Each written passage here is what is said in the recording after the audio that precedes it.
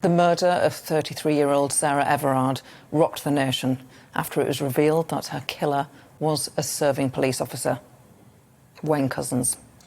Sarah Everard's death sparked questions about the police vetting process, as Wayne Couzens had been accused of indecent exposure back in 2015. Now, the head of the police watchdog has warned that police vetting processes aren't sufficient to root out officers like killer Scotland Yard PC Wayne Couzens. Sir Tom Windsor, the Chief Inspector of Constabulary, also said that there was a risk, in his words, of recruiting officers who have extremist and racist attitudes or who play down their criminal convictions. We're joined now by retired Detective Chief Inspector Mike Neville. Hi, Mike. You're retired. Yes, good afternoon. Very nice to speak to you on GB News. Just tell us, what sort of vetting process do police officers go through? What was the one that you went through? Well, I went through it a long time ago, and I was a serving soldier, so I think a Royal Ulster Constabulary sergeant came to see me. But of course, you've got to give all sorts of details of all your family and friends. All these have got to be checked. But the problem is, of course, is that people lie. And if you look at the case of Ben Hannum, the one who was convicted of being a member of a Nazi far-right group, he simply lied on his vetting procedures. And if the form is completed, no matter how detailed it is, unless real checks are taken, then nothing can be done. And of course, it costs thousands and thousands of pounds to properly vet somebody. And the more and the higher up you go in the police, or if you're involved with firearms or you're involved in terrorist investigations, then the vetting gets even more strict. But of course, it's more and more money, and that takes more and more people to do it.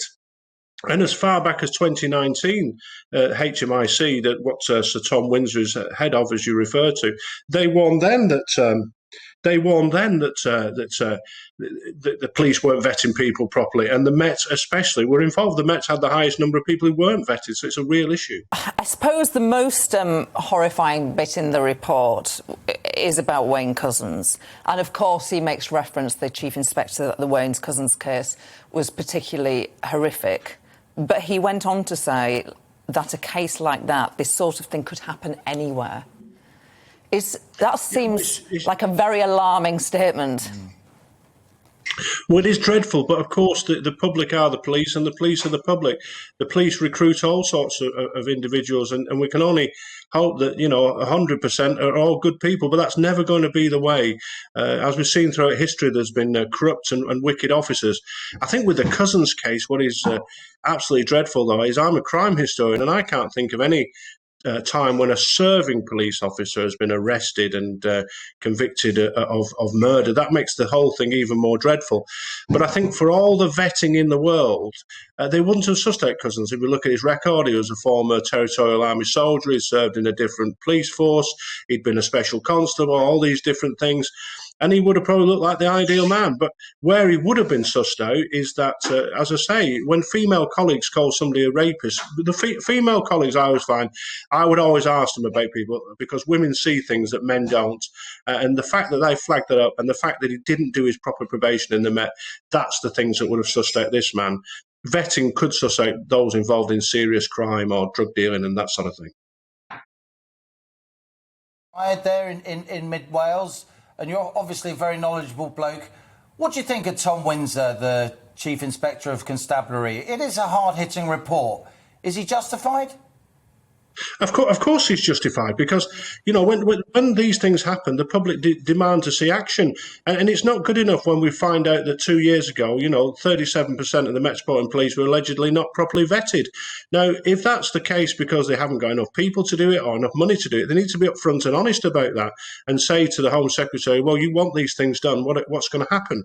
And so the problem is, all the time, the police, that they're very good at achieving targets. So they're told, do this, do that, and they do it, and then the funds keep being cut back and things don't get done properly. So the vetting office is probably seen as a place where, we could do without 4 or 5 people in there because we need somebody somewhere else.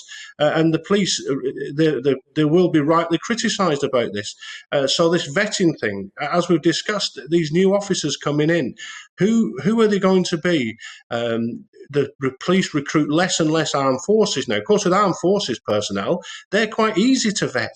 There's somebody been on their tail checking up on them for 5, 10 or 15 years, but they're not recruiting people like that. So Tom Windsor is right to do this. And what needs to be gripped is, why has it taken 2 years to do this? And when this happened 2 years ago, the Met Police said, well, what we're going to do, we're going to focus all our efforts on new officers who've been brought in to do vetting. Well, here's a problem, because Couzens joined in 2018, so he's already in the force. So there's another reason why he wasn't sussed out and found out.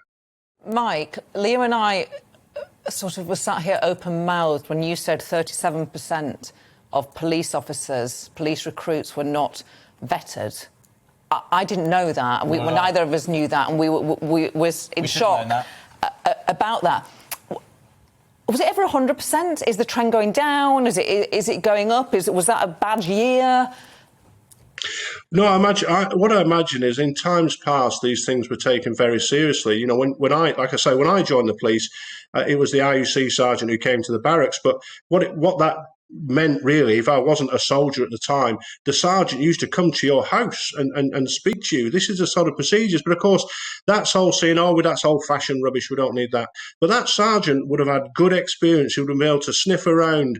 And also, lots of more recruits in those days were far more local. So people would have been, the sergeant would have been at that station a lot longer. He would have known the family and the like. And so all those little things which seem unimportant, which a computer can replace, allegedly, they don't get done.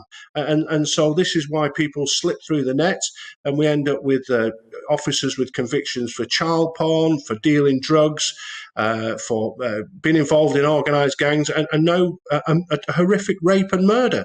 And this somehow has got to stop. This trend has got to stop, and it'll only stop if we do these proper checks and people are proper supervised when they're in the police.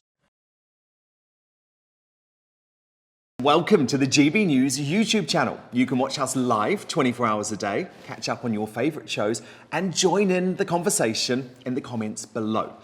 Don't forget to subscribe and you'll never miss any of our exclusive content.